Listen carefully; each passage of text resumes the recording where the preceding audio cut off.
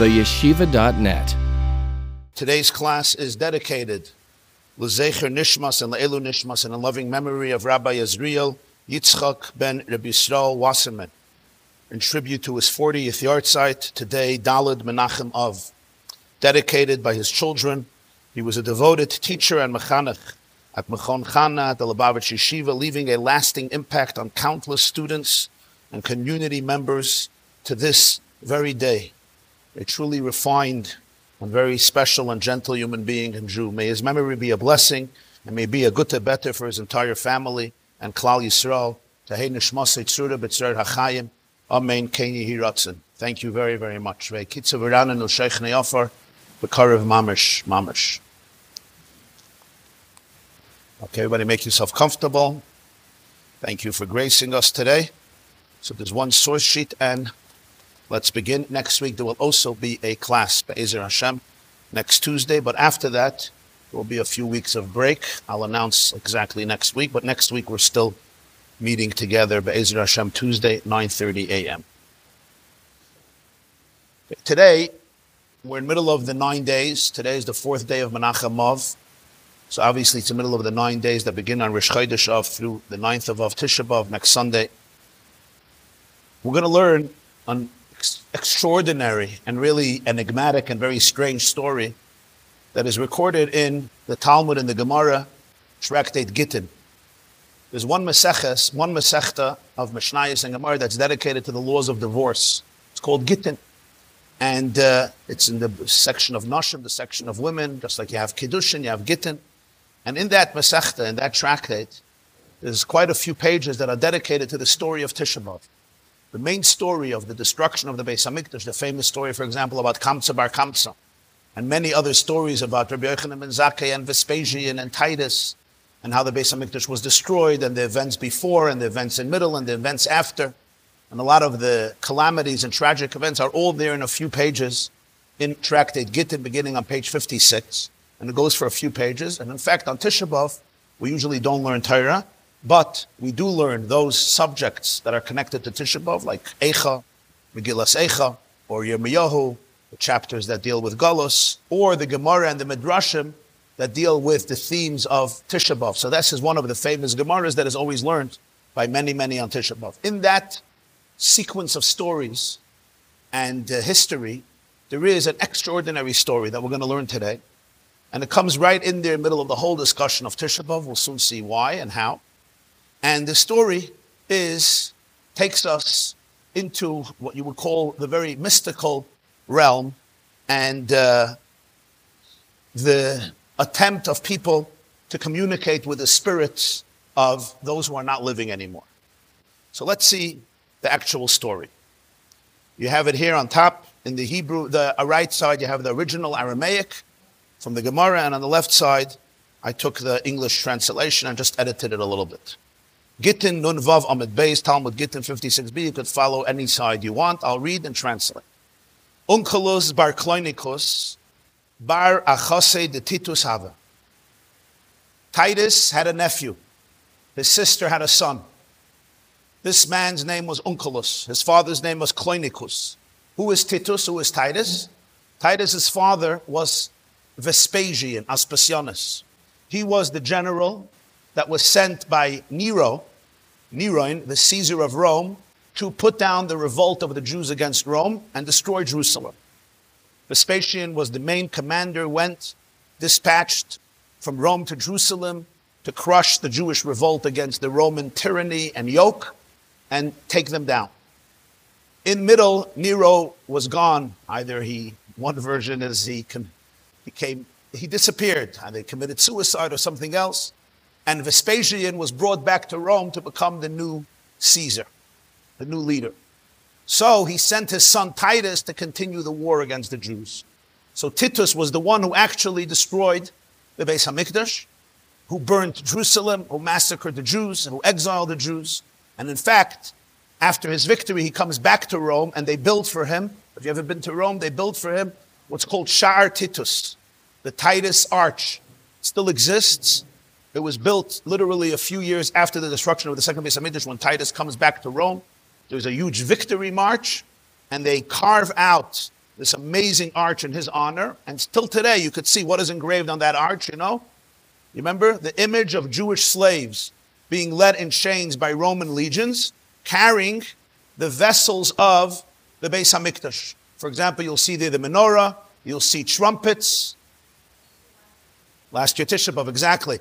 It's quite strange because the bottom of the menorah there's a dragon, and the menorah in the Beis HaMikdash there was no dragon. So it's interesting. You have to understand what's going on over there. Also, that menorah is round. According to the Rambam and Rashi, the menorah in the Beis HaMikdash was diagonal, not round. You see the trumpets, you see the table, and you see these slaves being led. This was all to represent the victory of Titus against the Jewish people. The destruction of the Beis HaMikdash happened either in the year 68, 69, or 70. There's different opinions. One of those 3 years, 68, 69, 70, after the Common Era. Now is 2025. So this goes back a little less than 2,000 years, 68, 69, or 70. In the Jewish calendar would be the year 3,828 from creation, or 3,829 from creation, or 3,830 from creation. Gimel, Taf, Taf, Chav Ches, Taf, Taf, Chav Tes, or Taf, Taf, Lamed. Titus has a nephew. His name is Unkelus. He has a father named Kleinikus, who's a Roman noble. Unkelus comes from the family of nobility. Obviously, his uncle is the leader of Rome, the Caesar of Rome. And Unkelus is obviously a very curious young man. He's inquisitive. He's a seeker. He's a spiritual man. He's searching. And in the entire process, he discovers Judaism. The Jewish people fascinate him. And what happens? He wants to convert to Judaism. Now, this itself is fascinating because he's living in a generation when Rome is on the top of the world. The Jewish people are being wiped out. It doesn't even look like they have a future. But yet Unkelus wants to convert. He wants to become a ger. What does he do? So the Gemara says he does something fascinating. Azal aske letitus benegida. It's the third line. Azal aske letitus benegida. He went and he raises Titus from the grave through necromancy. You know what necromancy is? Did I pronounce it correctly? Yes. It's basically communicating with the dead. In fact, it's discussed in Chumash. One of the forms of kishuv, of sorcery that is forbidden is oiv. And what is oiv? Oiv is a form of, a way of communicating with the spirit of those who are not here anymore. Obviously, Unkelus had some deep, mystical, spiritual powers. And he decides he wants to have a conversation with his uncle who's already dead. So this is after the destruction of the Beis HaMikdash. Titus went back to Rome. He died. And Unkelus wants to speak to his uncle. Amar le, he asks him a question. He says to him, quite an interesting question. Man chashiv bahu alma. Tell me, Titus, who is the most important in that world? Not in this world, in that world. In the world where you are now. So Titus tells him, Amar lo, he says to him, Yisrael, the Jewish people. The arch enemy of the Jewish people, after his death, says in that world, it's topsy-turvy. The Jewish people are the most important. So Unkelus says, Mahu li bukibe. Should I then attach myself to them? Should I become part of them? I want to become a Jew. Amar le, Titus says, let me give you my advice. He says, Milayu nefishin. Their commandments are numerous. Their Torah is heavy, it's loaded. Lo matzis l'koyaminu. You will not be able to fulfill their edicts, their laws, their rituals. It's too much. It's too intense. It's too intricate. It's too overwhelming.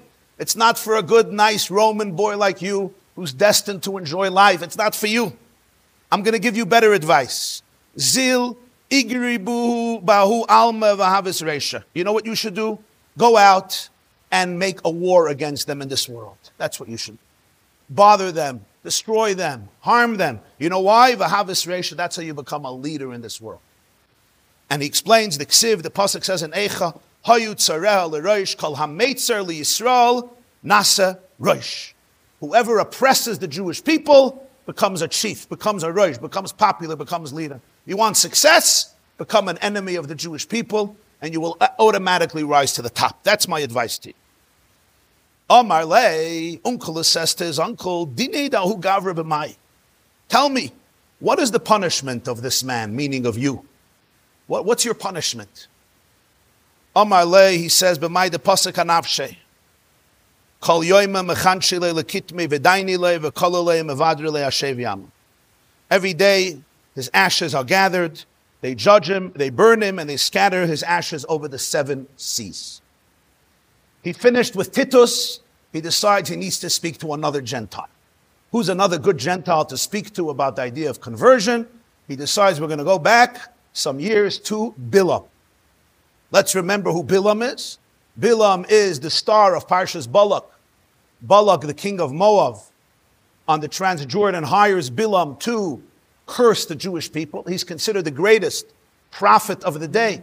In fact, our sages say he was equivalent in his prophecy to Moshe Rabbeinu. That's what a great spiritual genius he was. And yet he was also an arch enemy of the Jewish people. So Unkelus decides he wants to speak to Baalam. So that's the second paragraph in the Hebrew and in the English, Aramaic and in English. Azal aske le Baalam benegida.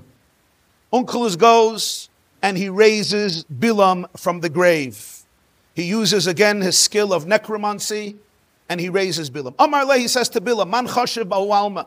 Who is the most important in the next world? Amar le, Baalam says, Yisrael, the Jewish people. So he asks the famous question, we already know his question, Ma'uli dibukibahu. Should I attach myself to them? Should I have dvekus with them? Amar le, Baalam says, Lo sidra shloimam v'tavasam kalayamim. No. You shall not seek their peace nor their welfare all the days of your life. Stay far away from these people. In fact, Baalam is quoting a pasuk that what says in Parshas Kiseitze about Ammon and Moav. He uses that pasuk, stay far away from the Jewish people. Amar le, Unkelus says to him, Dini dahu gavr b'mai, what is your punishment? Amar le, Baalam says to him, B'shichvas zera roitachas. He is penalized in boiling semen, seed. What's the connection? So Rashi and the Mefarshim explain that Baalam was the one who gave advice to Midian and Moav to entice the Jewish people through their women.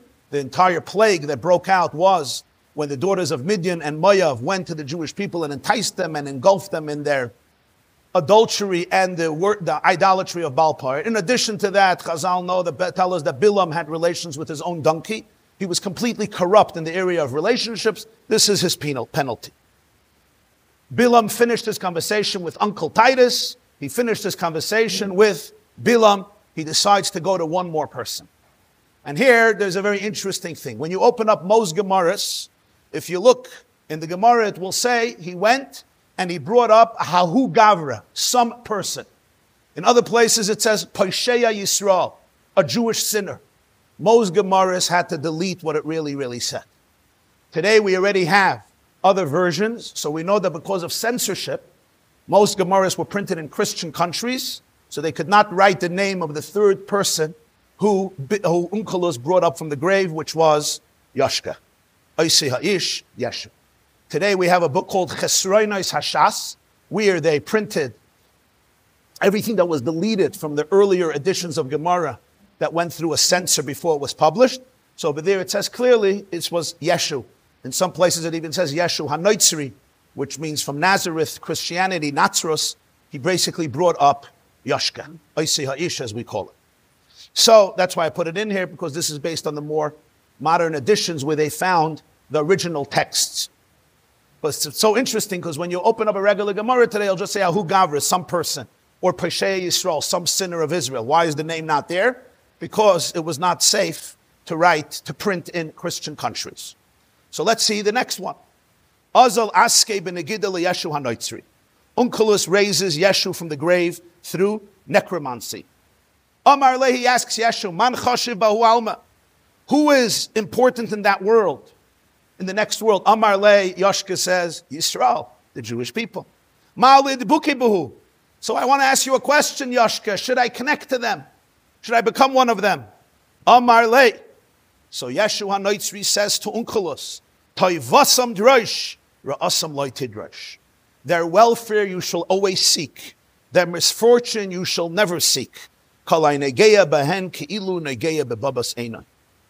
touches them is regarded if he's touching the apple of his eye, the apple of God's eye. Touching the Jewish people, you're touching the apple of Hashem's eye. He's actually quoting a pasuk from Zechariah, who says whoever touches the Jewish people, kilu noigeya bebavas eina. Bavas eina is the most sensitive part of the eye, that when somebody touches it, it's very, very painful. And it's very, very, very sensitive. And it's so central to our life as human beings with vision. So Zechariah says whoever touches the Jewish people and harms them, it's like he's touching either the apple of his own eye, meaning he's harming himself in the most powerful way, or even Hashem's apple of the eye. This is what Yeshu Shabsi Tzvi tells Unkelus. You should always seek their goodness, never try to harm them, because whoever touches them is touching the apple of God's eye. This is his advice to Unkelus. Amar Lehi asks him the question, Dina dahu gavra b'mai? What is your punishment? Amar Lehi says, B'tsoya roitachas. He's basically punished in boiling excrement. The master said, whoever mocks the words of the sages is punished with boiling excrement. And now the Gemara gives its own comment to the story. Unkelus finished his conversation, and he probably converted to Judaism, as we know, but now the Gemara gives its own final commentary. Tochazi, come see, ma bein poishei Yisrael lenevi'ei umas ha'olam. Look at the difference between the greatest sinners of Israel and the greatest prophets of the nations of the world. Look at the difference. Baalam is such a great prophet. In many ways, he's a spiritual genius. He has the skill of prophecy. And yet, what does he say about the Jewish people? Stay far, far away from them. Don't seek their goodness. Don't seek their peace. Never connect to them. And here you have Yashka, who's a Poshei Yisrael, a sinner among the Jewish people. And what does he say? In a moment of truth, he says, of course, connect to them. Always seek their goodness. Never do harm to them. Touching them is touching the apple eye of God. So Gemara makes this comment about the difference between Yashka and Baalam and Titus. The first two were Umas Ha'olam, even a prophet, and therefore their advice was stay away from them, even in the world of truth, where they were now. And Yashka had the opposite advice. This is the story in the Gemara. Okay. What is the meaning of this last line? Comes the Maharal of Prague. And it's important to say who the Maharal was. Maharal stands for Mordenu Harav Rabbeinu Leva. His name was Yehuda Leva ben Betzalel. And he was known as the chief rabbi of Prague, today in Czech Republic. He was born in around 1522 and passed away Yudches Elul Chai Elul 1609. He's known as the Maharal of Prague. He, in fact, in his day had to deal a lot with blood libels that came from the Christian communities in Europe that began already in the 12th century, accusing Jews of slaughtering Christian children before Pesach and using their blood for matzah. And the Maharal dealt a lot with this. He was also one of the greatest thinkers and seminal writers and teachers of Jewish thought, ethics, philosophy, Kabbalah, Machshava in his generation.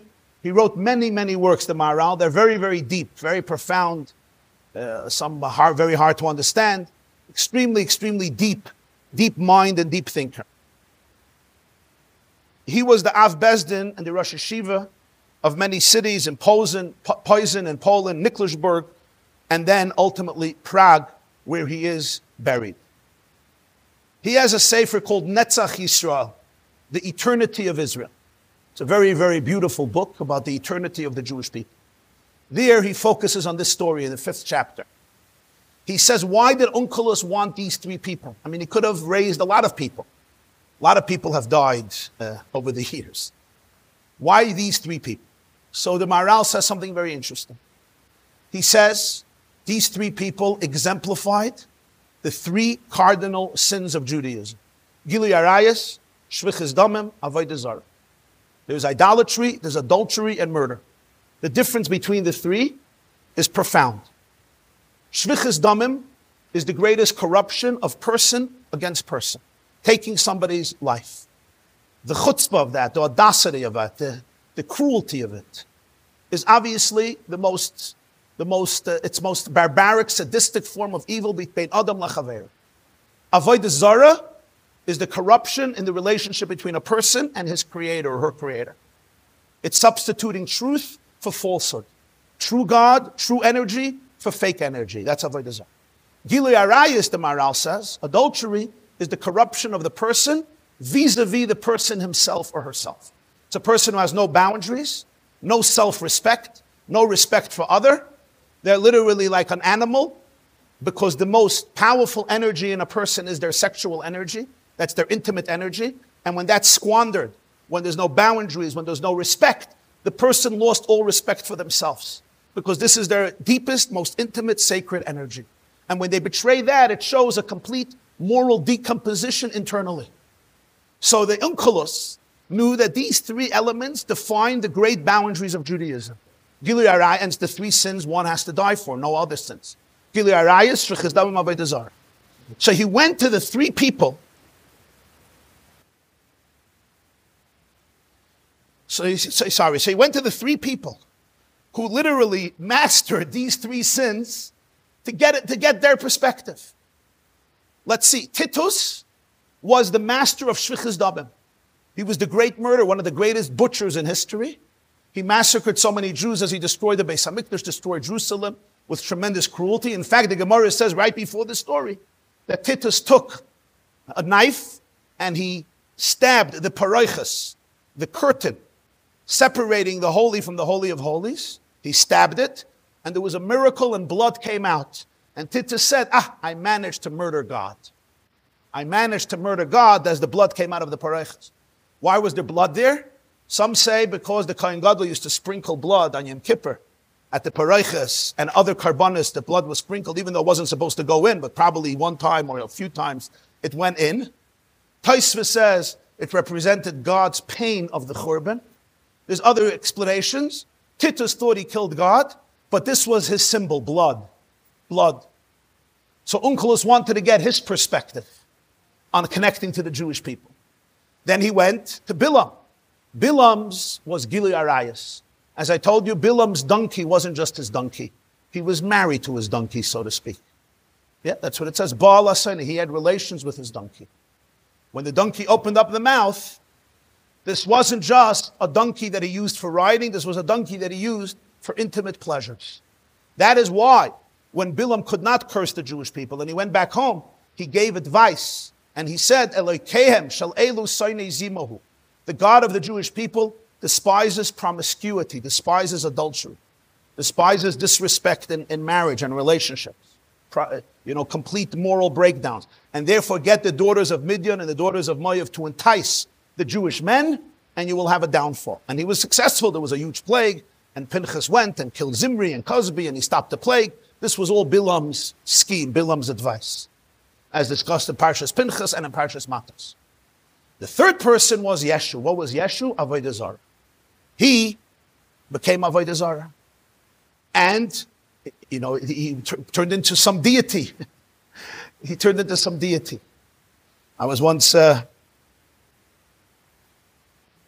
my brother once told me that he was sitting with a bunch of cardinals and bishops, very high-level clergy of the Christian religion. They wanted to visit a Jewish community, so they were, so to speak, farbrengen with him for a few hours.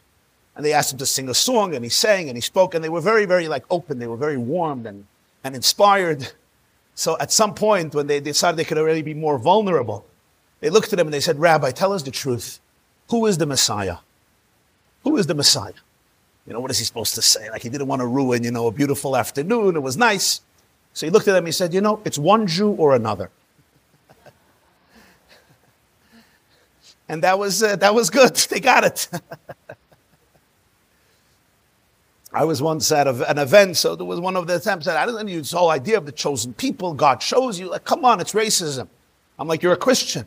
He says, yeah. I'm like, you're talking to me. You guys took a Jewish kid. You turned him into God himself. Like, what do you want from me? Like, you turned him into God himself. So this is the Avodah Zarah piece. So that's why he interviews, so to speak, these three people, Titus, Baalam, and Yashka. This is what the Maharal says. But now, the Maharal goes one step further, and he says, but look at the difference in the answers. And he says something extremely, extremely moving and profound and pretty earth-shattering when you think about it. So this is your second source. You'll see in the pages, Netzach Yisrael, the Maharal, Perek Hey. And he says, Ki Poishe, this is an exact quote. Ki Poishe Yisrael, you see the second source, first page of your source sheets. There's only 2 pages, double-sided. The first side, the first section was the Gemara, right, in English and Hebrew, and now you're going to the second section. Netzach Yisrael Maral under the box, yeah. Under the box. Perikei. Ki Poisha Yisrael, the sinners of Israel, Nasan Hashem Yizbarich Behem Neshama Tahira. God has imbued them with a pure soul. He's talking here about Yashka. Rak, kasha achar kach ba'olam haza, not to achar harishus. However, in this world, they gravitated, they were schlepped, and they went down the rabbit hole of rishus, of wickedness. Ulefichach chetam davar mikra ba'olam haza. And therefore, their sin essentially is circumstantial in this world. It's not essential. It's something that happened through circumstances where something alien attached itself to them, but it's not who they are intrinsically. Aval shaloi ba'olam haza, and therefore the moment they're not in this world, ein chaytem. There's no sin anymore. Umaydim ala emes. They embrace the truth, v'chayzrim behem, and they regret everything. Mitzad ki yesh lahem shoyrish toiv, because they have a good, positive, holy root. And when they go back to the root, it's all good. They right away know what the truth is. K'moshe amru chazal be'eruvin, as our sages said in Tractate Eruvin. What did the sages say in Tractate Eruvin? So this is the next source. Eruvin Yutesam at Aleph. Hainu da Amar Rabbi Yeshua ben Levi. Rabbi Yeshua ben Levi taught us. This is in Gemara Eruvin 19. My diksiv, it says in Tehillim, Oivrei be'eme kabacha mayan yeshisu gam brachos yata moira, which means those who pass the valley of tears, they allow their tears to be like a well and full of blessings. So he explains. Oivrei, who's Oivrei? Elu b'nei adam sha'oivrin ha'ritzayna shel HaKadosh Baruch Hu. These are people who transgress God's will. Emek, what's Emek? Depth, the valley. Shema'mikin lehem gehenim. They go deep into purgatory. Habacha, they cry. Shebaychin ha'mayridin d'mayos kamayan shel shisin. In that process, they sob like a wellspring that flows. That's how many tears they have. Gam brachos yata moira, they also bless. Shematzdikin alein esadin. They justify their process. They're completely fine with their process. They justify, they appreciate it. They appreciate this process of purgatory. V'oimrim lefanav ribono shel olam, they say, Master of the universe, yafe danta, good judgment, yafe zikisa, good merit when somebody merits, yafe chiyafta, good guilt when somebody is guilty. It's very beautiful, it's good that you created purgatory for the wicked, paradise for the tzaddikim. In other words, they're completely fine with the process. They justify, they thank him for it. They're crying in remorse and they're thankful. Even at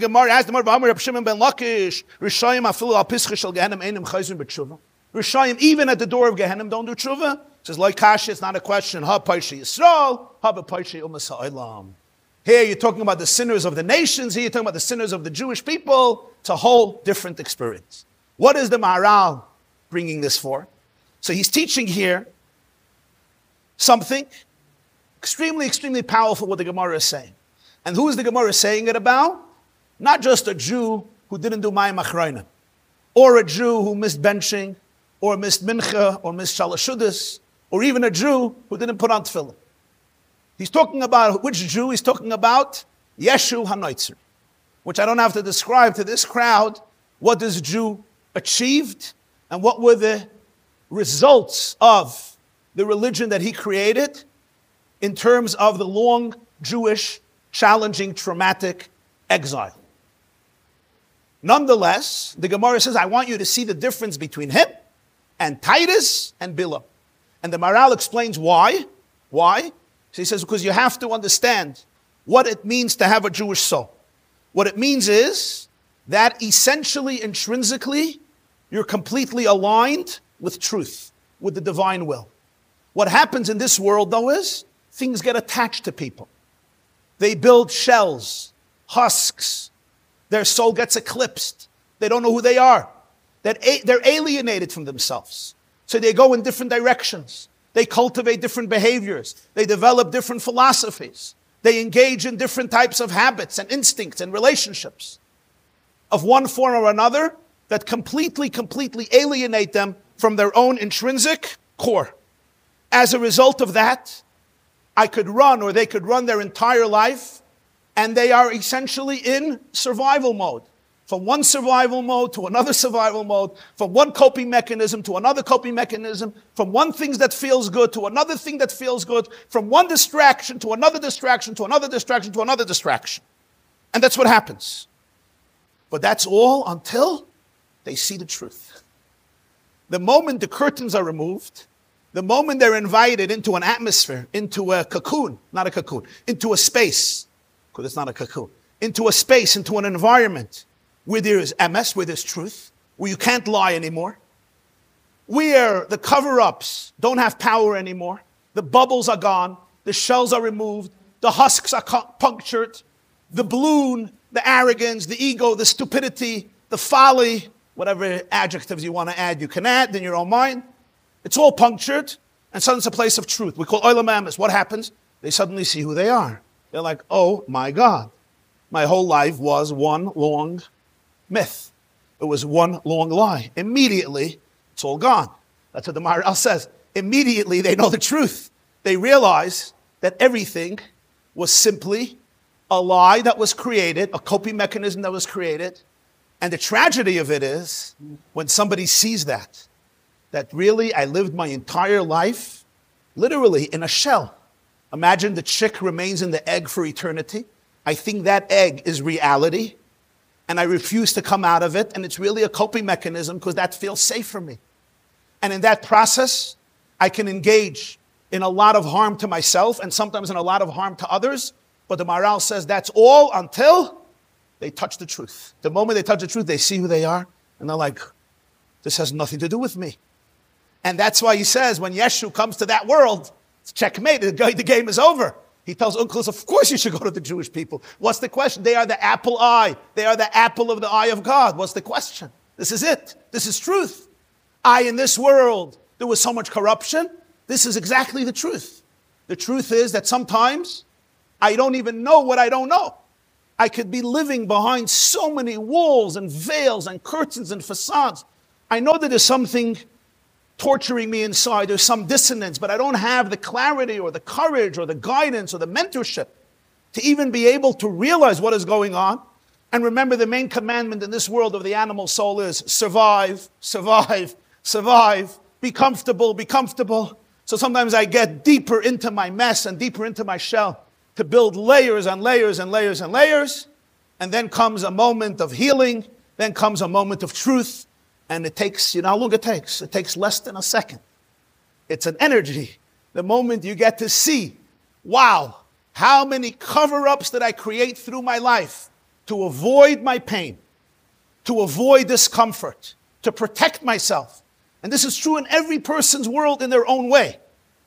Yeshu took it to a very, very extreme place. We'll soon see what happened to him at the end of the class. But in every person's life, this is the nature of the difference of Alma de Shikra and Olam Emes. The world of lies and the world of truth. And I should say, it was one of the great Kabbalists, Rabbeinu Menachem Azaria of Fanu, Italy, Ramemi Fanu. And he writes, people think Gan Eden and Gehenna are in that world. He says, Gan Eden and Gehenna really are in this world.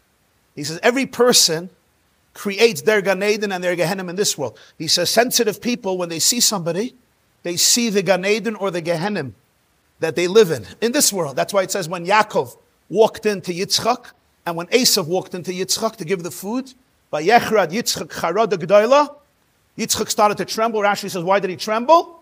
He saw that the Gehenna walked in with him. Yaakov walked in, he smelled Gan Eden. It wasn't Gehenna walked in with him. What fires walked in with him? We make a mistake. We think Gehenna is like this physical oven, this physical furnace. Gehenna is an energy that when a person is living in lies, it's a toxicity that they live in, the purgatory. Gan Eden is the energy of purity. So the Gan Eden and the Gehenna is not created there, it's created here. It's just here, not everybody sees it. Here I can get away with calling Gehenna Gan Eden, Gehenna lies, truth lies. I can get away with the delusions because there's so much concealment. That world, there's just no concealment. So you see, oh, this is nauseous. This is nauseating. How many myths and lies I lived with. And it may have been even unintentionally, by the way, by so many people. It's usually very unintentionally. It's like the person just goes into that space and they're just coping. They're just surviving. And it's a lot of grief. And that's what the Gemara says there. When these Poshei Yisrael come in again, they start crying, they sob, they grieve for a life that was so tragic because it was so disassociated. A life that was so alienated from my heart. I couldn't have an open heart. I couldn't live with my core. I couldn't live with my path. I didn't even know who I was. I was just seeking one comfort, another comfort, another comfort, another comfort. I couldn't even respect my own boundaries. I needed attention from this one. I needed validation from this one. I needed to pursue this addiction, this entertainment. I didn't even know who I was. There's so many tears. As they come in there, they're crying. There's grief. And that grief is not bad. That grief is healing. Because it's the grief that allows you to release what happened.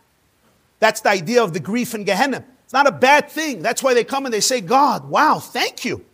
Thank you. This is also a very deep perspective. You know, we learn about Gan Eden and Gehenna, and some people are still traumatized from the way it was presented to them in school. And a lot of their Judaism is filled with such guilt and negativity. And a lot of people have a lot of issues with God because of this. What we really have to heal in all of this. Because what the Maharal is really explaining to us is, and I'll just give a simple example. Let's say a person has been living with a blocked heart, or with tremendous pain, or with tremendous anxiety their whole life. And they finally come to a person who can heal them, or a person who can help them heal, or a modality that can help them heal. Anybody who has done any of this work knows that one of the first things they're going to experience is tremendous grief. They're going to start seeing the pain.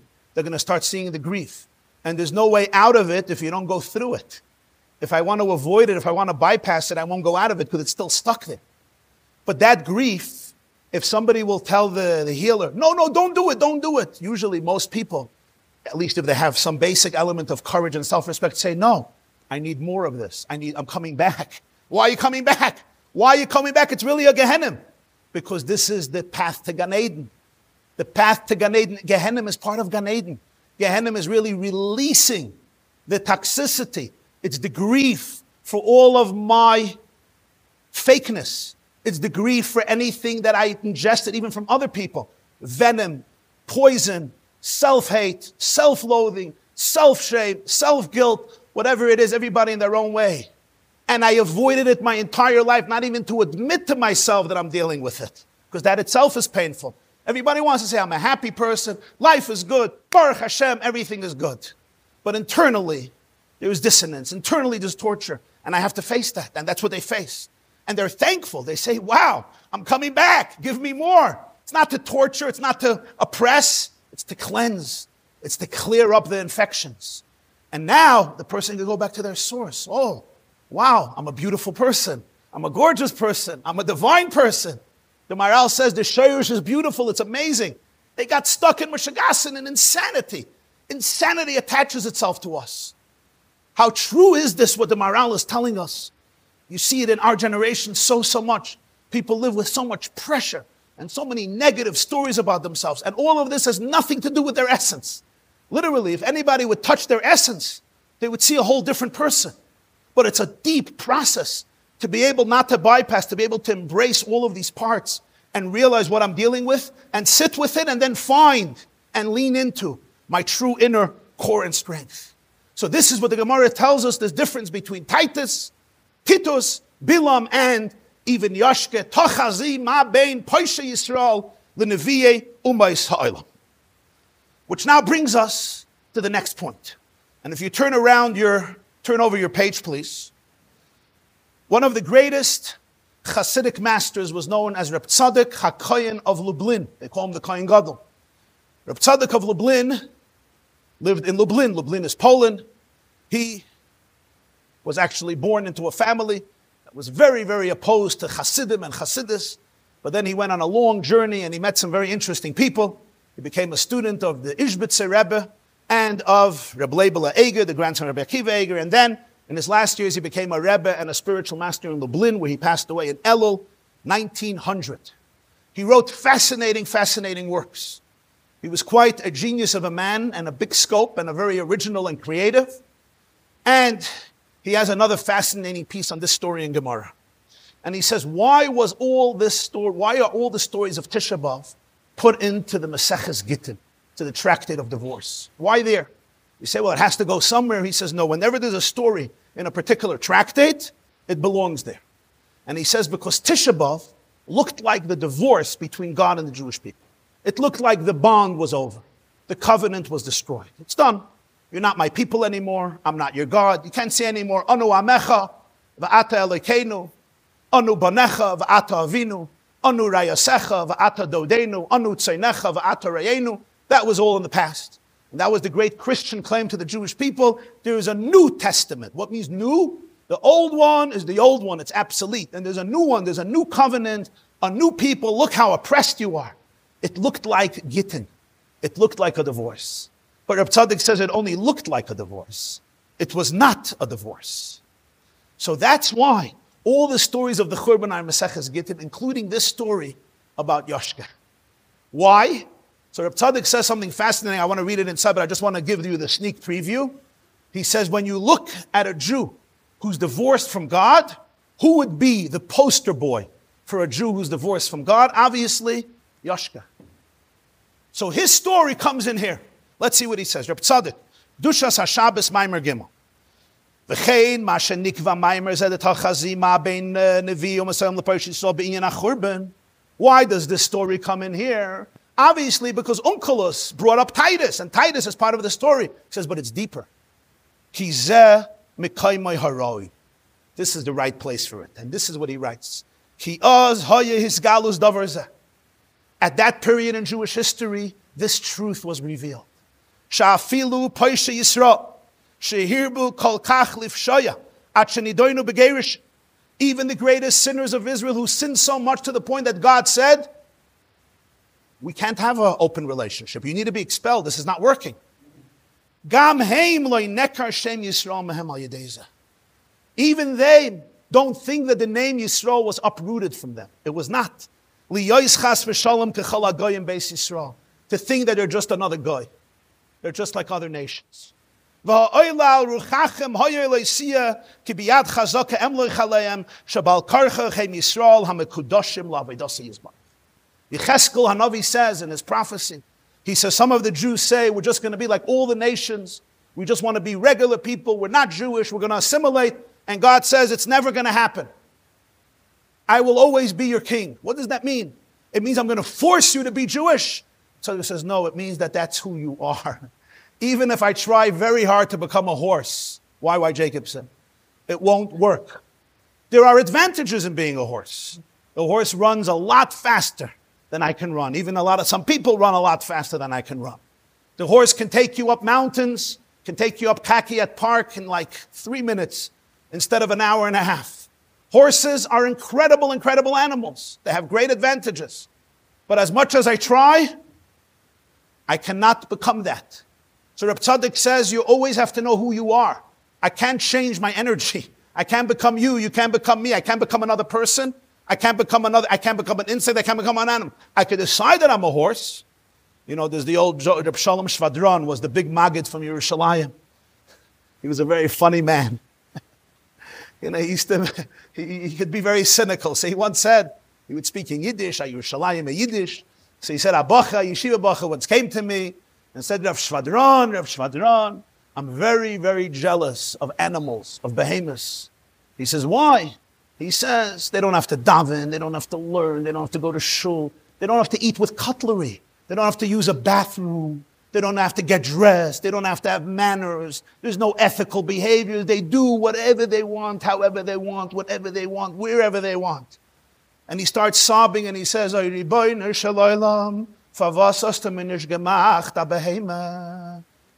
why didn't you make me a behemoth, an animal?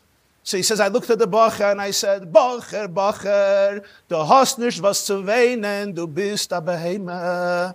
My dear boy, you got nothing to cry, you are a behemoth. But the real point is, as much as I could try to behave that way, there's the DNA of a human being. There's the DNA of a donkey, there's the DNA of an elephant, and each one has its unique purpose. Says Reb Tzaddik, you have to know who you are intrinsically.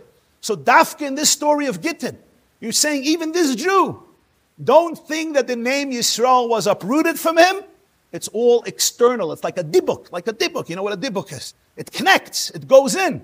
And the venom can go deep. It can be injected deeply. But it's still something that's connected from outside. And therefore, the moment you come to a place of truth and you right away see the difference between the external layers and their internal core, everything falls apart. That's all you need to see. Truth. And that's exactly what healing looks like. Healing is really a moment. To integrate it may take a few years. But the healing is a moment. It says in Zohar that Tshuva is b'shayta chada u'b'riga chada in 1 second. How? 1 second? Yeah, because it's really just, wow. And it's extremely emotional because everything gets upended. Everything. Everything I thought I see was wrong and everything I didn't even imagine. Wow. And suddenly a person realizes how sophisticated our psyches are to be able to build castles in the air and then live in them and then sell them or charge rent for them. And when they're falling apart, just build fake foundations. And that's literally what people are capable of doing. According to this, we understand a very, very powerful teaching of the Zohar that at first glance seems so strange. And this is your second source on the second side of your source sheets. Zohar Parshas Vayera. Fascinating. The Zohar says, background, Rabbi Yehuda says, that Noach did not behave correctly. Hashem told him there's going to be a flood, and he said, okay. He didn't protest, he didn't pray, he didn't daven. He just went on with his business, building the teva. He was a good guy for himself, but he really could not care for the generation. And Rabbi Yehuda says, you know who's the father of compassion? Avraham Avinu. When Avraham Avinu heard that Sodom is going to be destroyed, he protested. He said, Chalila, how can you do this? Will the God of justice not behave justly? That's what Rabbi Yehuda said. Seems very nice. Avraham Avinu, the man of love, comes to Zohar and says it's not so simple. Omar Rebbe Lazar, Af Avram loy avad shlimu k'dekayos. Even Avram did not really behave the way you're supposed to behave. Rebbe Lazar argues with Rabbi Yehuda. Why? Why? So he says, I'll tell you why. You know what he asked God? He asked God, he said, how could you destroy a tzaddik with a rasha? There are tzaddikim in Sdom. So Hashem said, show me. Find me 50. Find me 45, 40, 30, 20, 10. Garnished. So Avram said, okay, you're right. So the Zohar says, no, there was something missing there. Man avit shlimu kedekaya is the Moshe. Moshe teaches us what to do. What happens? The Amar, after the Jews create the golden calf. So there were those who worshipped it, there was those who created, there was those who were quiet and acquiesced and didn't protest. Amar, Moshe tells Hashem, if you forgive all of them, good. And if not, erase me from the Torah that you have written. I don't have anything to do with you anymore. It's them. Either you got to choose them or you're done with me. If it's a choice between you and them, I'm choosing them. Erase me from the Sefer Torah. That's what he tells Hashem. Says the Zohar. It's a quote, direct quote. Even though they all sinned in one way or another. He did not budge till Hashem says, I forgive.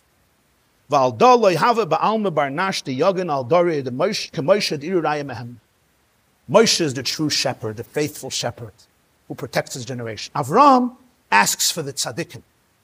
He cares for Sdom. He's not like Noach. He cares for Sdom, but for the tzaddikim. The Rishayim, he says, they could go rat. It's not my business. Hashem says there's no tzaddikim. He's like, okay, you're right. That's not what Moshe did. Moshe said, I want you to forgive them, people who need forgiveness. And if not, erase me from the Sefer Torah. So the Zohar is saying that even Avraham Avinu did not model that reality, that love, that connection. Moshe did. Now, this is not a flaw in Avraham Avinu. Why not? Avraham Avinu lived before Matan Torah. Avraham Avinu lived before the giving of the Torah. Once the Torah was given, Ata v'chartanu mikol ha'amim ahavta yisanu b'ratzisa banu. And it says, before Mandai Hashem said, V'atem tiyu li mamleches koyanim v'goy kodesh. You will be for me a kingdom of princes and a holy nation. Who? Everyone. Every soul is a chelik eloka mimal mamash, like it says in Tanya and in many svarim. Every soul is a piece of Hashem. That's your DNA. That's your spiritual, intrinsic core. I once saw a letter from an Israeli Jew. He wrote to the Lubavitcher Rebbe, and he introduced himself, Ani Chiloni. You know what a Chiloni is, right? Everybody knows. I'm a secular Israeli.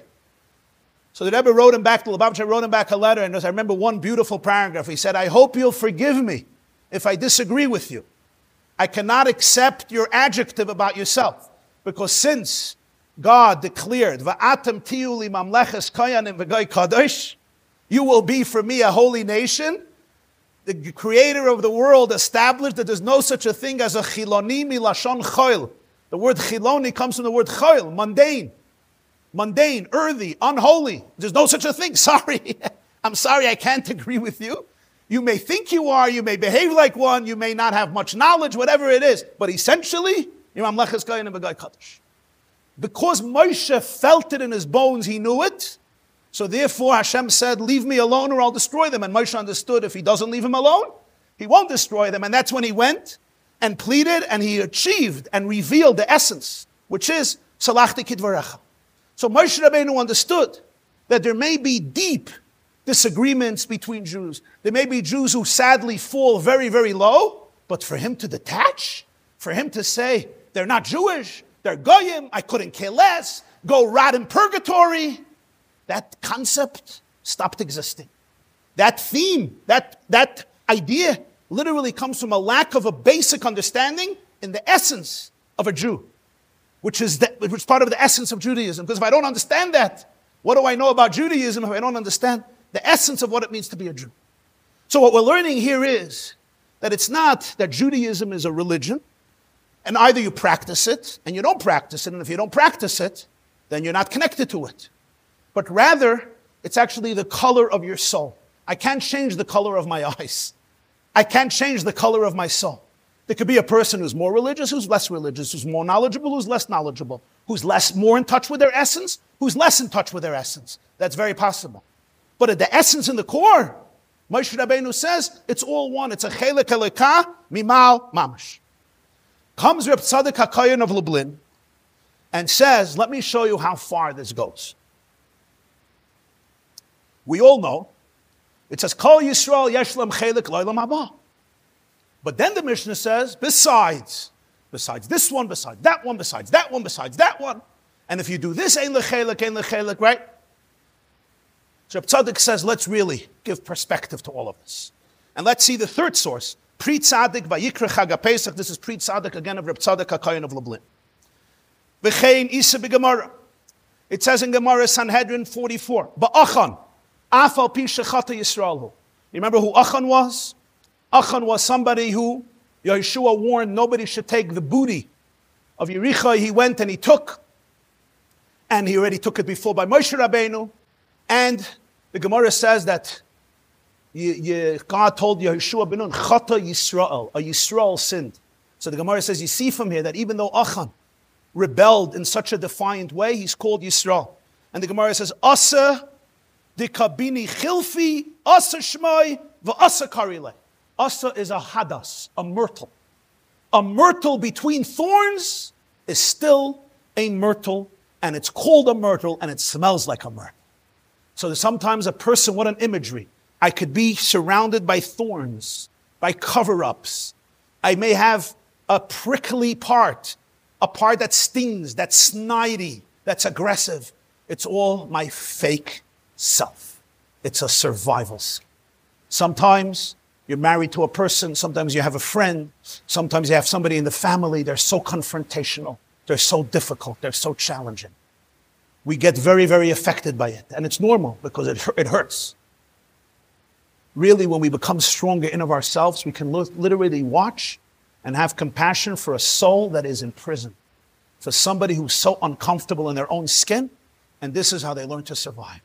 The hadas is surrounded by thorns, but he says, still call it a hadas. Even though there's thorns everywhere, you still call it a hadas. That's Achan. And he says, Afsha avar al kol ha-Torah. The Gemara says that Achan transgressed the whole Torah. He did adultery. He did a lot of crazy things. Umashach ba'ar lasai. Not only that, he reversed his bris. Sheratza shelo yakiru bo shehu mol. He didn't want anybody should see he's Jewish. He reversed his circumcision. Afal pikein amar lo Yeshua. Yachercha Shem hayoyim hazeh ta'achav yesh lecha chelek l'olam haba. Yeshua still tells him, you are Yisrael. Here in this world, you're going to be penalized. In the next world, you have a chelek l'olam haba. Even Achan, it's Yisrael. And Yisrael is Li Rosh. God calls it my head. Ki sarisim elikim v'manashim batuch. V'gam isa b'mishnah. It says in Mishnah Sanhedrin, page 90. Shloish hamalachim v'arba hadyotis ein lem chelek l'olam haba. 3 kings and 4 regular people don't have a chelek in l'olam haba. And he goes through the kings. You have Menashe, you have Achav. These were wicked kings, Yeravam. You have Baalam, Doeg, Achisofel. These are people who were really, really perverse. They have no chelek in Olam Haba. It's a Mishnah in Sanhedrin. We say it before Pirkei Avos, we say the first part. This is the second part.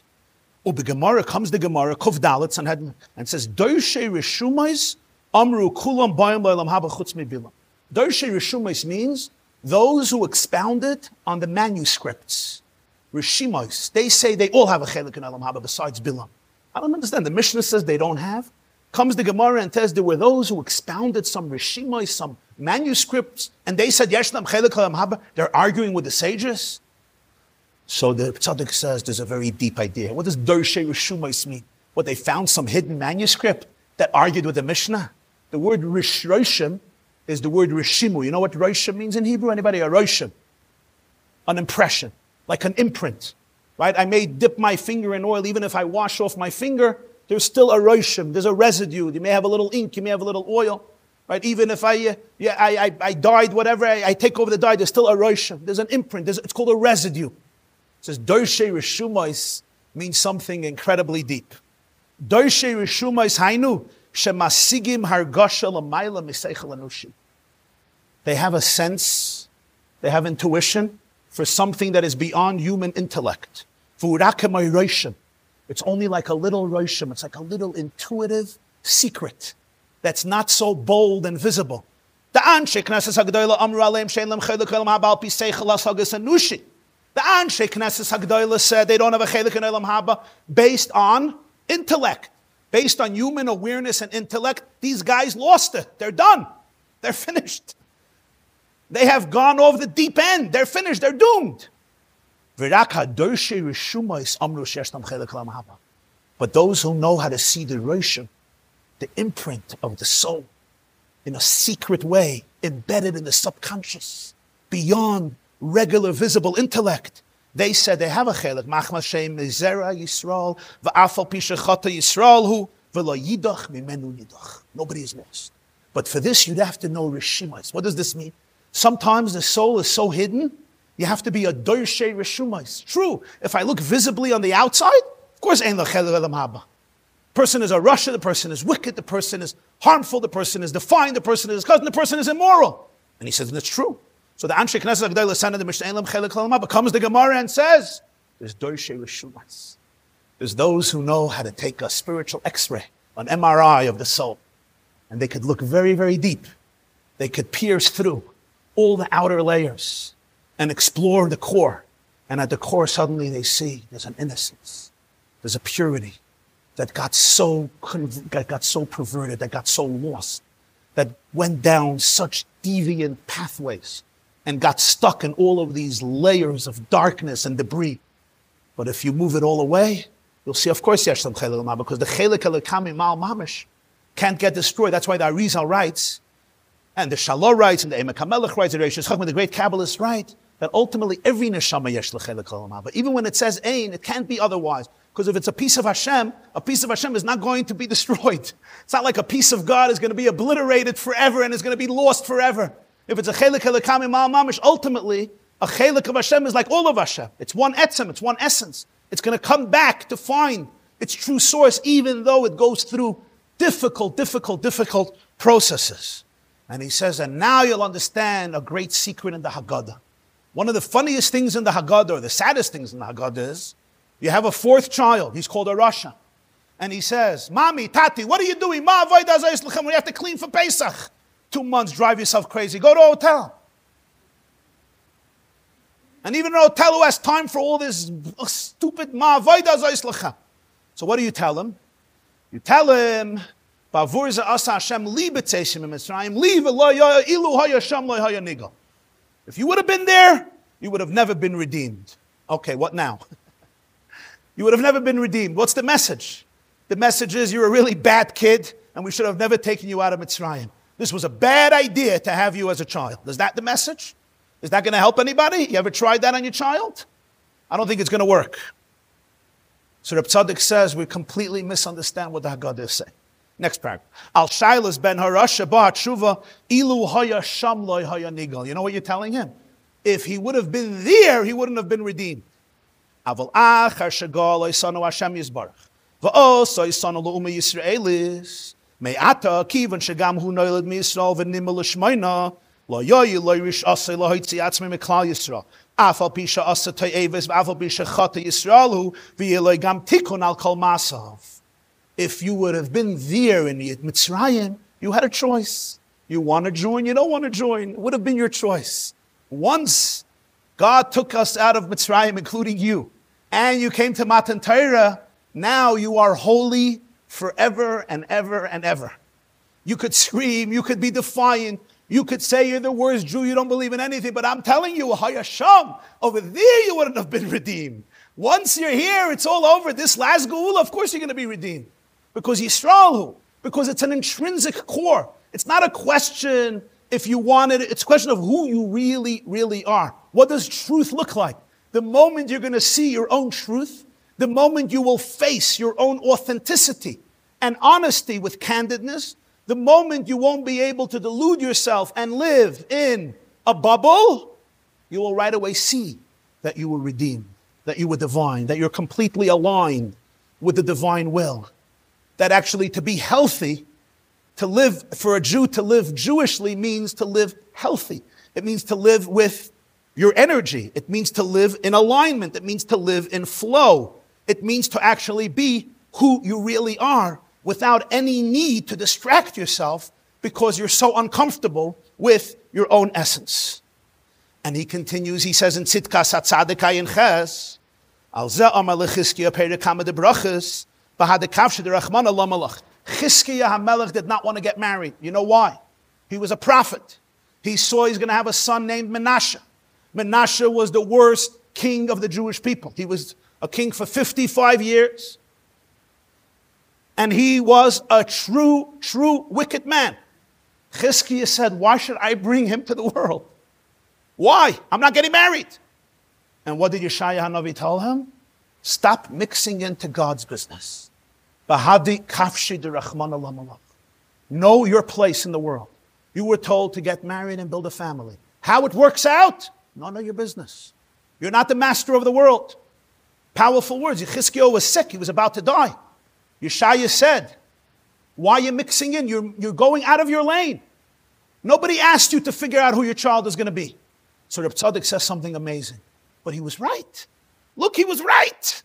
The guy was right. Chizkiah was a very bad king. Menashe, sorry.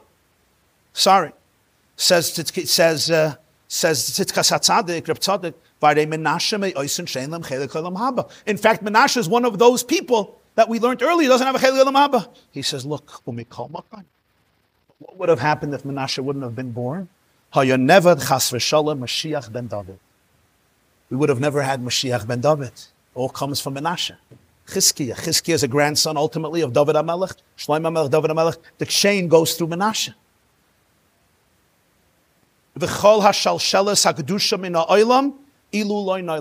The entire chain of holiness in the world that comes from Malchus Beis David till Moshiach goes through Menashe.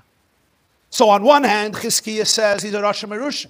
Yeshaya Navi says don't mix into Hashem's cheshbonos. Suddenly you see something. You see that Menashe was an indispensable component. If Menashe wouldn't have been born, the chain to Mashiach couldn't come in. That's what Yeshaya Navi was telling you. There is a secret journey of souls beyond what anybody understands. Sometimes people look at their children. Today we live in a generation, a lot of people are struggling with their children. And sometimes it's very, very easy to put it all on our children. They're defying their parents, they're shaming the family, they're shaming the community. Why can't you just behave? Why can't you just do this? We're learning here, the first thing you have to remember is your child is holier than anybody will ever imagine. It's very easy to go into a place of guilt and shame, and you don't fit in, and why can you be like your brother, and why do you have to quit this Yeshu, whatever it is, and what's with nachas, and you can't come to this wedding, and you can't come to this, and it's embarrassing for Tat Nefega, and Bubby's not going to tolerate this, and she's going to have a heart attack because you, and the Auschwitz survivors are turning over in their grave because of you. Whoa. And this poor kid is suffering from enough anxiety his whole life, and now he really gets anxiety. First of all, we have to take a deep breath and have to understand that God is bigger than anybody imagines or thinks. And religion is not always reduced to the little box and picture that this person thinks or that person thinks. And although we all crave and yearn for our children to be able to be healthy physically, emotionally, spiritually, never ever could we stop believing and seeing their infinite holiness. And even if on the outside there seems to be so many disturbing things, never allow your mind and your soul to tune out and just zoom in on the thorn, zoom out and see an angel that is there. See it. And by the way, you can only see it in your child if you see it in yourself. People who don't see it in themselves have a very hard time seeing it in other people. And then I can help people discover that more. When I believe in them, they can believe in themselves. I can identify that more. We also have to realize something else. Every soul has a journey, and nobody knows what the journey of an neshama is. And it's not always your fault. It's usually not. We may have, played a role. Mommies and tatis play a significant role. But like we learned last week in Maseh, there's sibas hasibois. There's the cause of the causes. Every soul has a journey. Chizkiah said Menashe is a rotten tomato, a rotten potato. He's just a force of destruction. And Yeshaya said, whoa, without him there's no Moshiach. Really?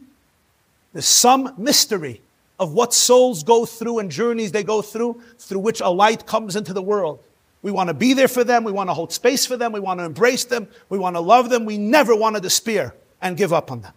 And therefore, we learn here that even Menashe somehow was indispensable in this chain. Now you'll say, who needs all of this? Why does it have to be like this process? Those are good questions. But like Yeshaya told Chizkiah, don't mix into God's business. You do what you have to do. Let him run his world. You run your world. There's things I could know, and there's things I can't know. Now we come to a very special moment. Reb Tzadok HaKohen of Lublin reveals to us what really happened to Yoshka. What happened to Oisiyah? We learned here that he had a pure soul. In Olam HaEmes, he tells Unkelus, of course become a Jew. What's the question? They are God's apple. So what happened to him? How did he drift away so far? What happened?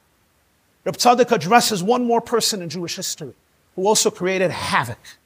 And it's connected to Tisha B'Av. His name was Shabsi Tzvi. Shabsi Tzvi was born in Turkey. He was born on Shabbos. That's why he's called Shabsi. He was born on Tisha B'Av, which was on Shabbos. That's why they called him Shabsi. He was born on Shabbos besides Tzvi. He was a very, very charismatic person. He was a very spiritual person. He was a very deep person. At some point, he declared himself the Messiah, the Moshiach. And he said, I was born on Shabbos and on Tisha B'Av. He also had a very good spokesman, a man named Nassan Ha'azasi, Nathan from Gaza, who was a brilliant PR man, and he really got the message out. And with his charisma and his spirituality, he managed, sadly, to lure not hundreds and not thousands, but tens of thousands, maybe more, of Jews into this trap, to the point that much of European Jewry, fell prey to this idea and even gave dates. In fact, in Turkey, Jews were intoxicated by it. And then when he was arrested, and in 1666, he was arrested and he converts to Islam. Because they offered him, either you convert to Islam or you die. And he converted to Islam. The moral downfall of the Jewish people at that time was horrific. It was a long gullus, their hopes were high, and it was all a fiasco. It was just the story of Shabsi Tzvi. Reb Tzadok, in a very unique moment here, addresses these two people. What happened to Yoshka, Oisiyah Ish, what happened to Shabsi Tzvi, both Jews. One ended up becoming the father of Christianity. One ended up becoming a Muslim. And he addresses it through one more person. Of course, not in the same level, And that's the very, very famous person, Adam Harishon. And this is what Reb Tzadok says. Very, very deep and fascinating words. It's the third to the last paragraph. Machshavos charutz, Rabbi Tzadok HaKohen Melublin Perek Aleph. I'm going to read it fast and explain. V'cheit Adam Harishon haya b'machshava. The sin of Adam Harishon was all in his thought. We look at the story, we say, oh, he saw an apple tree, he pulled off an apple. This is a good, healthy apple. Here, you need nutrition. You need apples, enough with the cotton candy and the pizza and the pasta and the carbs. Here's an apple. And that's the end of the story, and history was changed. Oh, Chava gave him the apple. Got it. Yeah. Reb Tzadok says, and the truth is it wasn't even an apple, either it was an esrog or wheat or a vine or a fig. But Chava gave it to Adam, and he said, this is nutritious. Instead of eating your cheesecake at the bris and at the bar mitzvah, you eat my apples and you'll be fine. Okay. Since then, wives are telling husbands what to eat, what not to eat. And that's why there's a mechitza by the simchas, so that the men could eat whatever they want. That was just a joke. Okay. Maybe not. Comes Reb Tzadok and says, it's a deep class, so we need a little humor, it's fine. Comes Reb Tzadok and says, it's much deeper than that. Eating is always a symbol. Everybody knows when you eat, either you're mindful or you're not mindful. If I'm mindful when I eat, it's one type of eating. If I'm not mindful when I eat, it's a different type of eating. If I'm not mindful when I eat everything. I relate to that. I don't know if anybody does. If you don't, you're lucky. When you're mindful what you eat, you actually eat what you need to eat based on your body. So even any act of eating is always associated with consciousness. So Reb Tzadok says the whole story of the eating was really a story about consciousness. Chet Adam Harishon haya b'machshava. The chet of Adam was in machshava, was in thought, it was in consciousness. We don't realize how deep consciousness is. The inner energy of a person, that's what machshava is, the inner energy of a person. Your state of mind, that inner thought. Before you do anything, there's always a thought that comes into you. Before I stretch out my hand, before I take a cookie, before I call somebody, before I pick up my phone, before I write something, before I go out, there's always an energy, an inner thought that drives it. That's like the gas, the gasoline that drives us. He says something happened in his machshava. Like it says inside. This is the dimyon that the snake put into him and Chava. The snake told Chava, if you eat, you will both be like God. You will know good and evil. He says he put into Adam and Chava a dimyon. A dimyon is an imagination, a thought. What was this? This is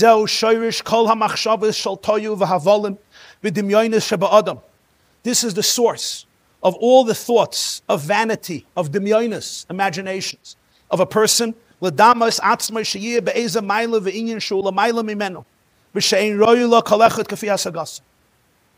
source of all distortions in people's thoughts is that a person starts imagining that he or she is in a state that is really above them, and they're not ready for that state. It's not who they are.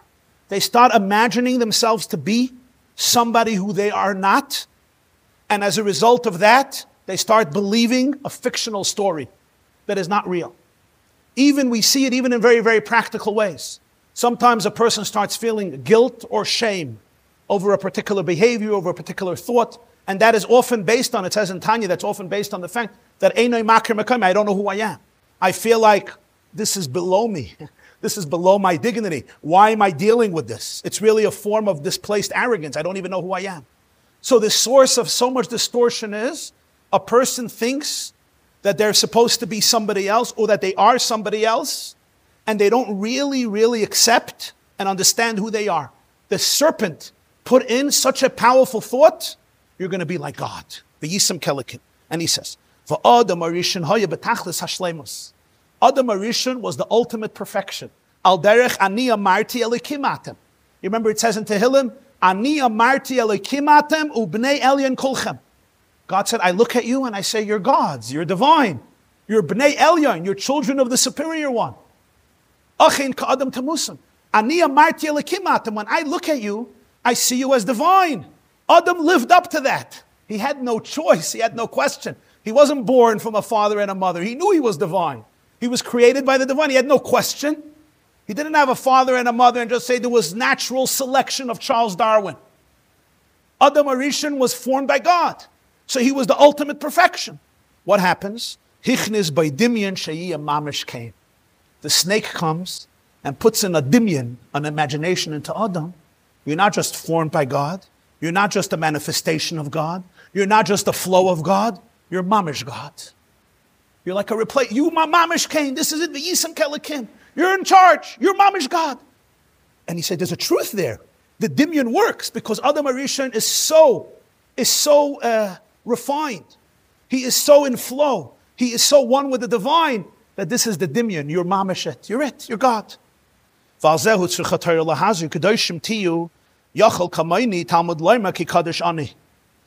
why the Torah has a special mitzvah. You be holy because I'm holy. So the Medrash says, what it means is, Yachal Kamayni, you could think you'd be as holy as me. Remember, I'm holier than you. Why does the Torah have to say this? Because the true holiness of a person is so deep that you could start thinking you're as holy as Hashem. So he has to say, this was Adam's mistake. Yachal Kamayni, no.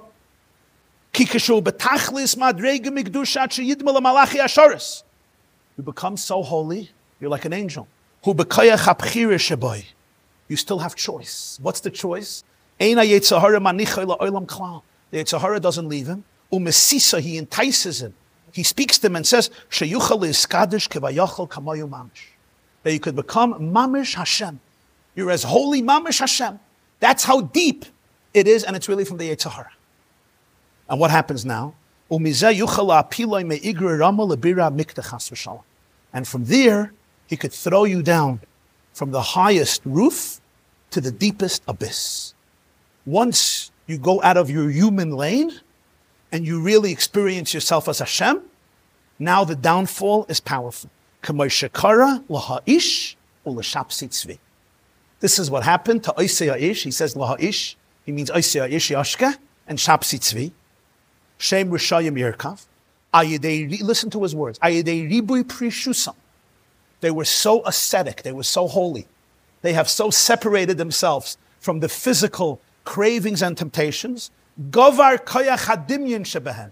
Their imagination power, their spiritual imagination became so powerful, lachshav to think, sheyuchlu l'damois la'elyon. They started to think that they're already on par with Hashem himself. Because they initially saw themselves as so holy, and then they crossed that human border, and they did not accept the humility and the vulnerability of being a human being. And understanding, you're one with God, you can be in flow with God, but you need to accept the vulnerable reality that I'm a human being. And that is exactly what Hashem wants. Because our whole purpose here is not to be God. God is God, He's fine. Our purpose is to bring Hashem into humanness, to create a dira b'tachtayim, to make a world, a physical world, a home for Hashem. So it's the earth that becomes divine, it's the human that becomes divine, bringing the human into the process. Anshe Kodesh, I want your humanness, I want your vulnerability, I want your limitations. So it's not that our limitations are a source of embarrassment. That is exactly our mission, to bring in your choice, your otherness. God himself is infinite, but he wanted that otherness. He wanted the you. He wanted the human being who has needs, who has vulnerabilities, who has weaknesses, who is mortal. And that's how you become Elohim. That's precisely how you develop your deepest relationship as a human being. But there is a grief there. There's a challenge there, because the human being is so divine that there is that temptation of the deepest spiritual people just to cross that border. Let go of your humanness. And it's a big nisayon. Not everybody can understand this. But those who really, really do deep spiritual work know that in the very deep place, the borders are so ambiguous because the soul is so in tune. We are so wired into the truth. Our antennas are so sensitive. Once you remove blockages, there is such a light that shines through every person. That's when the snake shows up and says, just cross the border. You're it. And then you let go of that pain. The last pain is gone. And that's where you get thrown off completely, because you lose everything. At that moment, you become God. You become an avodah zarah. You become a contradiction. It's always knowing I'm one with Hashem completely in that humility. I'm here to serve. I'm a channel. I'm a channel for the light that comes through me as a human being, and I bring in all my parts, including my human parts. So here we see the downfall of such a great person. But what was it based on? It was based on such a deep sense of spiritual intimacy, of such a deep spiritual sense of oneness. It's very true, by the way. A lot of people are into spiritual healing and spiritual growth, and they go on deep, deep, deep journeys. And in their own way, we could make this mistake. And it makes sense, because you cross a border because you want to avoid that last obstacle, you see, the soul misses Hashem. It's Einoid Malvade. We're all part of that oneness. And when we come down here, there's a missing, there's a yearning. And that's really our pain. Our deepest pain is, that's the point of it all, that we miss Hashem. We don't know that that's the pain. So I think, if I'm going to have another piece of cake, if I'm going to have another couple of dollars, if I'll have another couple of toys, if I'll have some more validation, if I'll get some attention, if I'll get this tzatzke, that tzatzke, this, that, I'll be happy. I'm still not happy, because the real pain is I'm yearning for Hashem. I'm missing Hashem. That pain is essential to life. It's essential for me being human and surrendering with humility to become the channel that I need to be, not to replace the master of everything and think that now I have it figured out, and then I lose the entire plot. Now, here we come to the last inning, so to speak. And here we come to the last inning. And this is an incredible, incredible story. The truth is, it's a story that is very difficult to comprehend. It's a very intense story about the Baal Shem Tov. But it is so powerful in so many ways and so necessary to understand. And it really shows us a whole other dimension that we often do not realize. Shabsi Tzvi died around 1676. I think he converted in 1666, Tav Chavav. Remember, this is only 20 years after the Khmelnytsky pogroms of 1648, 1649, Tachtat. So the Jewish world was devastated and broken, and that's why they looked up to this Moshiach. 1676, he was dead. The Baal Shem Tov was born 1698. When Shabsi Tzvi died, when he converted, most Jews sobered up. A lot of rabbis fell prey for him because he was a big man. He was a Talmud Chacham, he was a big man. He ate on Tisha B'Av. He said there's no halacha anymore. He ate on Tisha B'Av and he made a bracha, Baruch atah Hashem Elokeinu melech ha'olam, matir isurim. But still there was those who believed it and those who didn't. But once he converted, most of the Jewish world sobered up, obviously. But there was a group of students known as the Frankisten. Ever heard of them? Founded by Yaakov Frank. And they said that Moshiach has to convert to Islam. Why? Because Moshiach has to go down to the lowest klipos and take out the sparks, and then he could redeem the world. Now, once you go there, you could destroy the whole Torah, the whole halacha. It was over. But there was a group that maintained, there's still a little group in Turkey that still believes it. Followers of Shabsi Tzvi, they do a Korban Pesach before Pesach. These were the Frankisten. The Baal Shem Tov spent a lot of time, there was a huge debate between him and the Frankisten. They created a lot of havoc in Eastern Europe in the subsequent decades after Shabsi Tzvi's death. The Baal Shem Tov was born 1698, became the founder of the Hasidic movement, and one of the greatest spiritual masters in the history of Judaism, who really infused Yiddishkeit with this mystical and spiritual depth of the world of Hasidus. It is a sefer called Shvachei HaBaal Shem Tov, stories about the Baal Shem Tov. There's an incredible story about the Baal Shem Tov that the Baal Shem Tov himself shared, according to this manuscript, about an experience he had after Shabsi Tzvi's death. Let's see the story. Last source. Shvachei HaBaal Shem Tov. Oit sipeli Rabbi Yoel, sheba Shabsi Tzvi leBaal Shem Tov levakesh mimenu takana.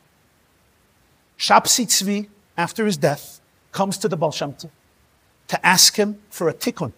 He wants his soul to be fixed. Remember, Shabsi Tzvi is Jewish. We just learned about what a Jew is. Even Yoshka, Shabsi Tzvi, he comes to the Baal Shem Tov, he wants a tikkun. V'amar Rabbi Yoel b'zeh halosh.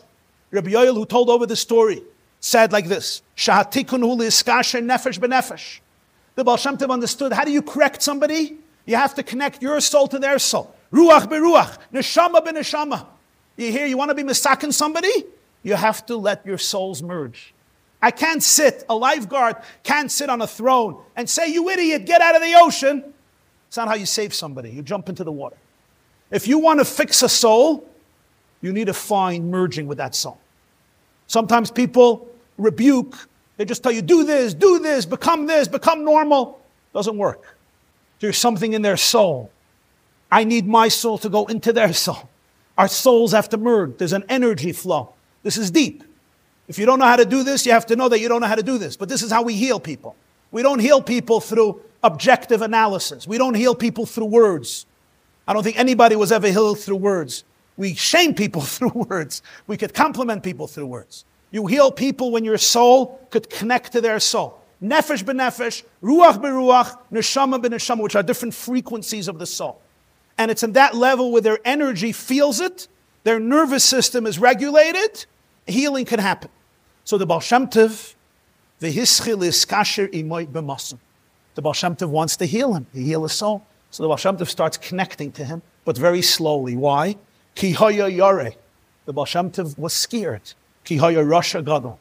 Because Shabsi Tzvi was how do we say? He was one tzatzka. He was a troublemaker. He was a big rasha. And the Baal Shem Tov understood. This is after his death, but the Baal Shem Tov understood that there's a big, big price to pay here. It's not simple to connect to that level. Palmachas. One time, Yoshan ha-Baal Shem Tov, the Baal Shem Tov is sleeping. In sleep, your consciousness is somewhat reduced. Uba Shabsi Tzvi yemach shemai, upita oisei chas v'sham. Shabsi Tzvi comes to him. And somehow he seduces him, he entices him, he overwhelms him. V'hishlich oisei b'hashlacha g'dayla. He throws the soul of the Baal Shem Tov. He hurls. Hashlacha g'dayla means he hurls him, he throws him very far. At shenafa l'sha'ol tachtas. The Baal Shem Tov feels that part of him is in the abyss. Sha'ol tachtas is the abyss. V'hitzitz ha-Baal Shem Tov makim chanisa. Baal Shem Tov always knows the first thing you have to do when you fall into the abyss, look where you are. Very often we're afraid. We close our eyes. I don't want to see. If you don't see, you don't know what to do. You have to see where you are. You have to survey the territory. You have to survey the property so you could place yourself. You could know who you are, what you have to do. So he takes a look. V'ra, and he sees, Shahu im Yeshu, aluach echad shekorin tavil. He sees that he's on the same tablet. Luach is tavil, it's a tablet. Like a luach, a board. With who? With another Jew. Which Jew? Yeshu. He sees how far Shabsi Tzvi threw him down. Here's the other Jew. That same Jew, Yeshu and Shabsi Tzvi, that Rabbi Tzaddik would make a connection between them in a later generation. The Siper. And Rabbi Yoel said, Shah Baal Shem Tov Amar. The Baal Shem Tov said, wow. Haya by Nitzutz Kadosh. Shabsi Tzvi had a holy spark. There was holiness there. He wasn't just a wicked man. The Tafsai HaSamach Mem b'mitzudosei Rachmana litzlan. But the Samach Mem, which means the negative energy, lured him into its net. And he was caught. V'shama meha Baal Shem Tov ha'maisa eich haya ha'nefila shala. And then the Baal Shem Tov told the story, how Shabsi Tzvi fell so low. And it was basically two things. Ayidei gadlus v'kas. Through arrogance and anger. Those were the two things. Arrogance and anger. He told the whole story. Va'ani misrashel lichtov. But I'm too lazy to write. Or he means, it's too hard for me to write. Efsher she'echtav leida eich amok hagaiva. But maybe I should write it so people should understand how deep arrogance can go. How deep arrogance can go. That's the end of the story. Now, obviously this is a very, very mystical story. It's above my pay grade.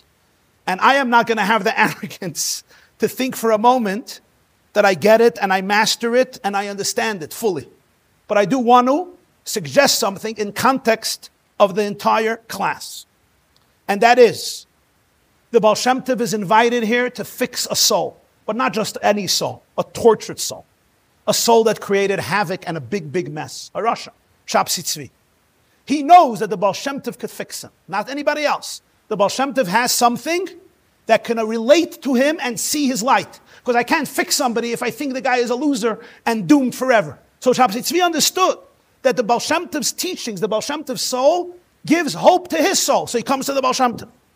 The Baal Shem Tov understands you can't fix somebody if you don't go in. You have to experience them. You have to empathize with them. There's no way you could fix somebody if you don't have empathy. If I look at the person and I say, you're just sick, I just judge you, I can't fix you. You're not going to connect to me. I have to really, really connect to you. It's Mesiras Nefesh to fix somebody. You have to go into their world. Mamish. So now what happens? The Baal Shem Tov does that. And in the process, the Baal Shem Tov Kavayachal, whatever that means, I don't know exactly what it means, he falls.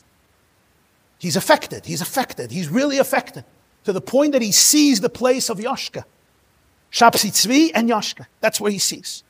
You can understand how deep that experience is. And then the Baal Shem Tov obviously learns how to extricate himself. What he did with Shabsi Tzvi doesn't say in this story, but the Baal Shem Tov reveals something to us. And what does he say? That the two factors that made this great soul fall was gadlus and kas. Arrogance and anger. What does that really mean? Where's arrogance? If you're so holy, where's the arrogance and the anger? We already know what the arrogance is. The arrogance is not arrogance, just a superficial, skin-deep, foolish arrogance. Just fake haughtiness of vanity. Vanity, oh vanity, everything is vain. Hevel avalim. Vanity, fear. But rather, it's an arrogance that actually comes from a very profound spiritual depth. It's an arrogance that comes from seeing my light so deeply that I'm not ready to accept my humanness. I'm not ready to accept my vulnerability as a human being. To really realize that ultimately at the end of the day, I'm here to serve. I'm a servant. I'm a channel. The more I'm a channel, the more I actually become divine. Because I am not God. I was created by Hashem to manifest Him.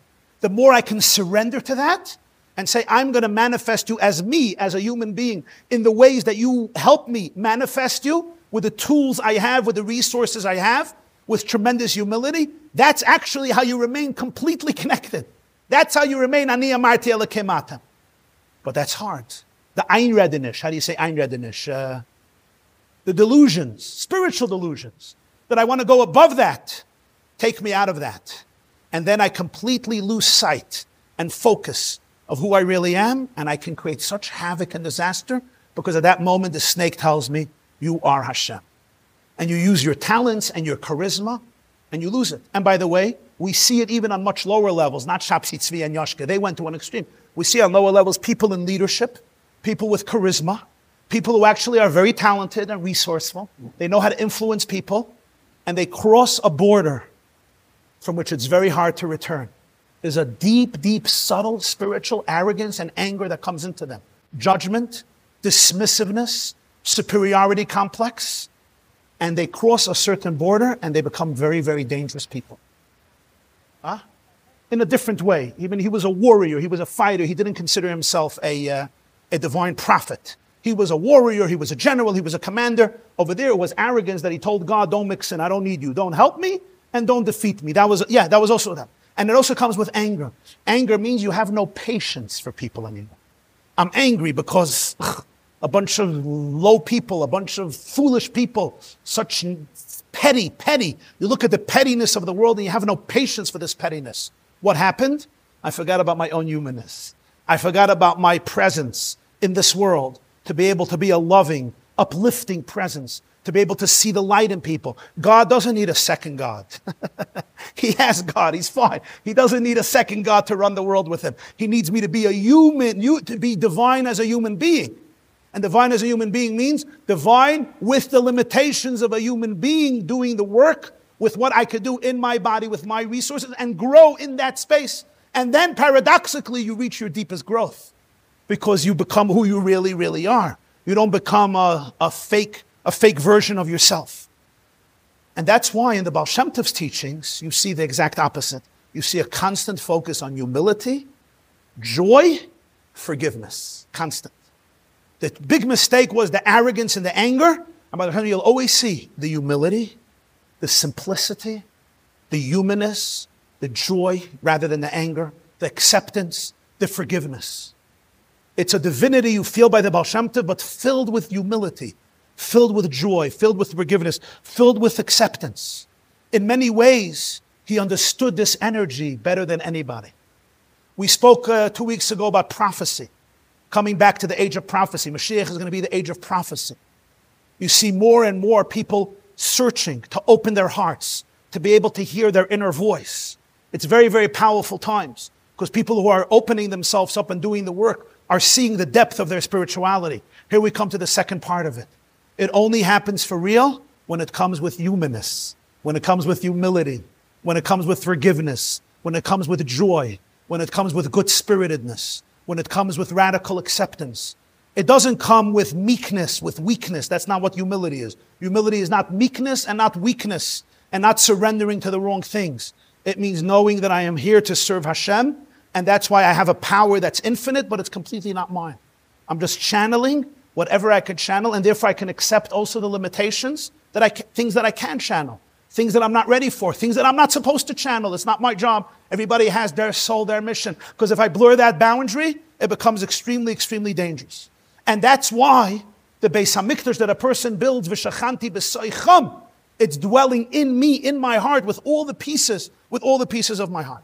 So now, as a result of this, we now come back and we understand the depth of what we're learning here.